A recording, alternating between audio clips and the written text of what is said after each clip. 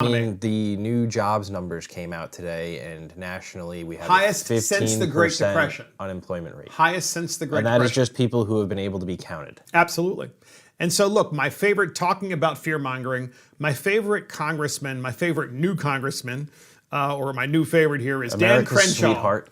Dan Crenshaw, he basically is railing on about how that salon owner in Dallas, Texas, was arrested. Yeah, that was a travesty. And then sent to prison, and then since has been 7 released by days, the governor, by the really crooked and idiotic judge. He was the one that actually threw her in jail.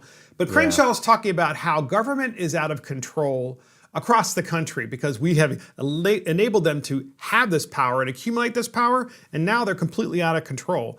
And there's no one, in my opinion, in America, other than maybe Trey Gowdy, who can really articulate how we fix this and what is wrong in our society better than Crenshaw. Yeah. If he is the future of the Republican Party, I'm very, very interested. I mean, he is somebody who has been able to go on late night shows. You remember how Dan Crenshaw really got his national identity? Was SNL took a shot at him, made fun of his eye one day, and rather than, going to Facebook or Twitter and, calling them fake news. He went on the show. He went on the show and he threw it right back at him. And he's willing to debate you. And he goes on all the talk shows, regardless of their political affiliation. And he goes on college campuses and he takes hard questions from kids. And he was self-deprecating about because SNL actually made fun of this war veteran who lost his eye. They made fun of him because he didn't have an eye. And he's like, hey, I only have one eye. Yeah, I mean, it's the way it is. It's the way it is.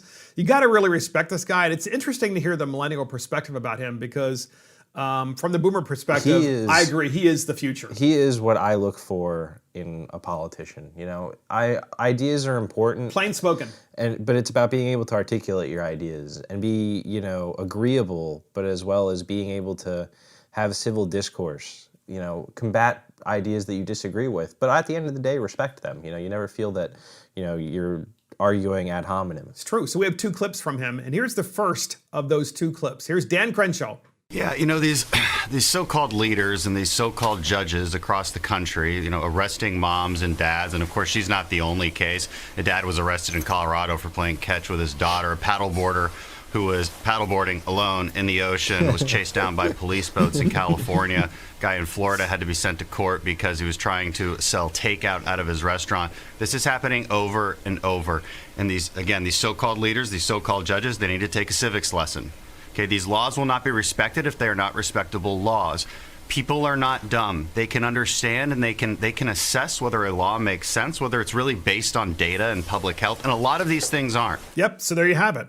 A lot of these things are not based on data, and they're certainly not based on the law.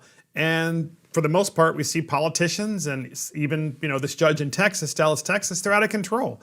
But who can better say and articulate what is currently wrong and awry in America than Dan Crenshaw? Yeah, that's art in motion right there, everybody. But also, I think he's got a lot of great points. Everybody talks about, the steps that we're taking to combat the disease and things like that. But there's so many problems with, allowing these new, I guess you could call them emergency laws or things like that to be taken advantage of. I mean, the examples he gives are, where there's an intended action in response to something that a person's doing, and it almost causes more harm than the person's doing. I mean, for instance, the paddleboard one or the gentleman in Colorado, because I've read articles on these, and playing ball with his daughter. In order to remove him from the place where they were doing their, activities, they physically had to have a number of police officers go within this person's personal space, inside the quote-unquote social distance, barrier or whatever you want to call it, to actually remove them. And it's like, they're potentially infecting this person by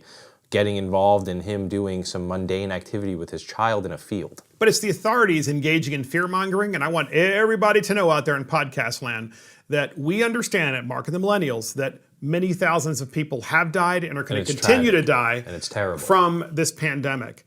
But what we're saying here is it's not helpful for government to overstep their bounds and at the same time to arrest people who are willing to take the risk to open up their businesses and the people who are willing to take the risk to go into those businesses. By the way, it's a calculated risk anyway. And here's the thing. People are already going into Walmart. They're already going into Lowe's and Home Depot because they've remained open. Yeah, these laws are only as effective as people are willing to comply with them. And, you mentioned Home Depot and the grocery store and things. What is the difference between going to Home Depot and going to the grocery store where there's so many people in these confined areas touching things? Or going to a clothing store. Yeah, that all the store sells is clothing, and it's owned by a local retailer, if you will, not a chain, and they're closed down because they're not essential. But then you can walk into Walmart and they got a massive clothing section, and you can buy clothes. Yeah. I mean, I'm sorry, that's wrong. Picking and winners that's and what we're losers. saying here. There's fear-mongering here, and the fear-mongering is effectively flattening small businesses throughout America, and it's wrong. Yeah. And as the mayor of Las Vegas said, we can make up our own minds. Yeah. Private businesses can figure it out themselves.